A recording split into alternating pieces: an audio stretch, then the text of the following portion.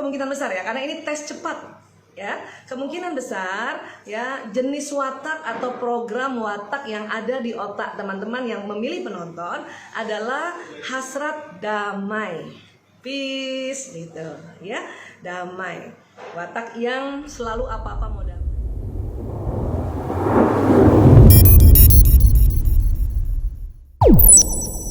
Yo, ada yang tanya ya, gimana cara tahu watak kita sih? Apa cukup dengerin kata orang yang bilang saya nyebelin, cerewet? Wah, iya, ini dari siapa nih, Mbak Fani Kusuma, Masya Allah. Ya, teman-teman sahabat-sahabat ya, kita kalau mau tahu tentang watak itu sebetulnya banyak sekali tesnya.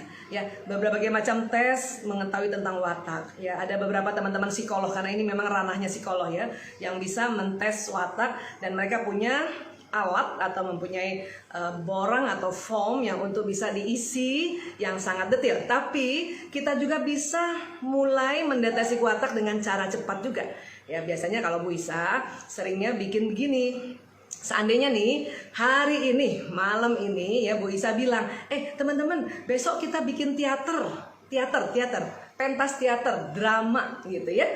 Teman-teman mau pilih apa? Saya punya 4 pilihan, tolong pilih satu dari 4 pilihan ini. Apakah teman-teman mau jadi penonton, penulis skenario, sutradara, atau artisnya? Nah, ini ada 4 pilihannya nih. Penonton, sutradara, penulis skenario, atau artisnya. Pilih satu di antara 4. Ayo cepat. Oke, dapat? Nah, pilihan pertama itu kemungkinan besarnya adalah watak yang utama. Ya, karena sebetulnya di dalam diri manusia itu ada sekitar 2 jenis watak, dan itu genetik. Ya, turunan dari ayah dan ada juga turunan dari ibu. Tapi dari 2 watak itu biasanya ada watak yang utama dan kemudian ada watak tambahan atau kombinasi. Ya, tadi sudah pilih tadi teman-teman, pilih satu ya. Penulis skenario, penonton, sutradara, atau artisnya. Pilih satu. Dan biasanya satu itu, yang pertama itu kemungkinan besar pilihannya atau watak dominannya. Ya. Nah, sekarang untuk tahu watak kombinasinya, kan tadi ada 4 sudah pilih satu, jadi sisa 3 kan. Nah, pilih satu lagi. Artinya setiap orang itu memilih 2. Ya. Pilihan pertama dianggap sebagai watak utama atau watak yang dominan. Yang pilihan kedua adalah watak yang kombinasi ya. Wow, ini udah ada yang jadi penonton, sutradara, penulis skenario. Oke, keren. Ada lagi jadi apa ini? Artis. Wow. Ya, alhamdulillah ya. Baik. Nah, ada yang tanya tuh tadi ya, apakah watak bisa berubah? Watak tidak bisa berubah. Dia ibarat jenis batu, itu jenis batunya nggak bisa berubah, tapi bisa dibentuk. Sama seperti batu kita bisa bentuk kan? Mau bikin apa tuh batunya gitu ya. Jadi watak bisa dibentuk. Dan watak ini genetik. Ya, dari lahir itu kita udah ada wataknya. Dan kemudian memang Allah memberikan kita watak itu ya, kekuatan dan kelemahan ya. Jadi seperti itu. Wah, ini sudah banyak juga nih. Wah, ada yang penonton dan artis. Oke. Ada yang ya, baik, kita bahas ya. Jadi, teman-teman, kalau teman-teman sahabat-sahabatku sayang ini pilihan pertamanya penonton, berarti ya kemungkinan besar, saya katakan kemungkinan besar ya, karena ini tes cepat. Ya, kemungkinan besar ya jenis watak atau program watak yang ada di otak teman-teman yang memilih penonton adalah hasrat damai, peace gitu ya, damai, watak yang selalu apa-apa mau damai ya. Kemudian selalu orang yang damai ini biasanya punya kekuatannya apa? Tenang ya. Selain tenang apa? Ngalahan. Bener nggak teman-teman tadi yang pilih penonton? Ya kan? Udah tenang, ngalahan, kemudian tidak suka konflik. Itu kalau ada konflik itu aduh setengah mati dia pikirin ya. Itu orang pilih penonton yang wataknya, hasratnya damai, dan ciri khasnya pengamat. Dia senang mengamati. Dia senang mengamati sesuatu ya, kemudian sedang mengamati, dia pelajari ya, sehingga orang yang pilih penonton ini senang sekali kehidupan seseorang diamati dan dia bisa mengambil hikmah dari kehidupan seseorang itu ya. Tapi tetap ada kelemahannya. Apa orang penonton tipe kelemahannya apa nih? Kelemahannya penonton ya, oke, terlalu damai. Karena terlalu damai, kadang pekerjaan suka ditunda-tunda, tarsok. Nah, itu penonton. Ya kan? Terus tipe penonton ini biasanya kalau udah capek banget itu kurang motivasi, nganggap ya udahlah gini aja, gue mah gini aja gitu ya, nggak usah terlalu banyak-banyak goal setting gitu. Kalau orang damai itu termasuk kelemahan sebetulnya ya. Dan kadang-kadang dianggapnya apa? Dianggapnya juga ya penakut. Padahal sebenarnya bukan penakut, itu karena dia mau damai ya. Oke, tadi kalau yang pilih penonton. Kemudian tadi ada yang pilih nih, oh tadi ada yang bilang aduh betul pisan. Ya baik ya. Jadi kalau penonton ini memang jarang marah nih penonton ya, jarang marah. Makanya karena jarang marah dia cepat capek. Badannya ini kalau ibarat baterai cepat lowbat ya. Makanya orang plekmatis ini butuh tidur ya. Makanya jangan heran watak yang penonton itu kadang-kadang ya sangat perlu tidur. Dan kalau udah tidur dan tidurnya itu diganggu, dia marah loh ya. Itu watak penonton. Oke. Dan tadi kalau watak yang penulis skenario biasanya hasrat mau sempurna, mengerjakan apa-apa dengan benar, detil, teratur, mendalam. Itu yang penulis skenario ya. Tadi kalau watak penonton sering biasanya disebut, kalau istilah dari psikologi kepribadian disebutnya plekmatis ya. Ini istilah bahasa Latin yang pertama sekali mencetusnya adalah Hippocrates. Hippocrates itu hidupnya ya di 300 tahun sebelum Masehi. Bayangin sampai sekarang itu tetap dipakai. Jadi yang penonton plekmatis, yang penulis skenario disebutnya melankolis. Biasanya hasratnya sempurna. Ya, kekuatannya adalah dia bisa memikirkan apa-apa ya secara detail, dan ciri khasnya pemikir. Yo, tadi ada siapa tuh? Oh, ada Mbak Dinda katanya penulis skenario. Iya bener ya. Bener banget ya. Ya, memikir apa-apa dipikirin detil. Ya, dan itu kekuatan tapi mendalam. Tapi ada kelemahannya. Apa kelemahannya? Ya, kadang-kadang cepet capeknya kenapa? Karena orang lain nggak sempurna. Orang lain itu ya mungkin ada sebagian juga yang asal-asalan. Jadi tipe melankolis ini kepikiran banget. Ya, itu juga sebuah kelemahan ya. Jadi kemudian orang melankolis apa kelemahannya? Takut salah ya, karena mau hati-hati ya. Tapi sekali lagi semua watak ada kekuatan dan ada kelemahan. Yang penting dikendalikan ya. Jadi kalau misalnya aduh nanti aku salah nggak ya, nah segera kendalikan ya. Kendalikannya bagaimana? Kalau kita ya pakai teknik yang paling mujarab itu, kendalikannya dengan istighfar, astagfirullahaladzim ya.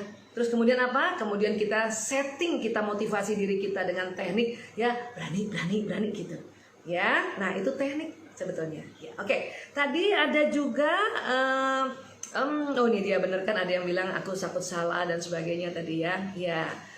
Oke, jadi ada juga yang pilih penonton, pilih sutradara ya. Sutradara ada yang pilih kan? Nah, kalau sutradara itu hasratnya mengatur, kekuatannya mau cepat, orangnya tegas, prinsip. Pokoknya deh, ya. Biasanya orang-orang yang pemimpin itu watak dasarnya sutradara ini. Orang sering bilangnya koleris, ya. Kekuatannya itu. Dan bisa membuat keputusan di dalam kondisi darurat. Itu kerennya watak sutradara ya. Cuman kelemahannya apa kelemahannya? Kadang karena mau cepat jadi suka jengkel, suka kesel sama orang yang lambat gitu ya, gemes gitu.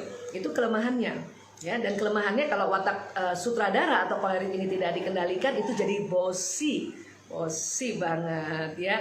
Nah itu kelemahannya. Tapi kekuatannya ya itu tadi ya, dia punya prinsip dan cepet banget kalau ambil keputusan ya, dan seneng banget membetulkan.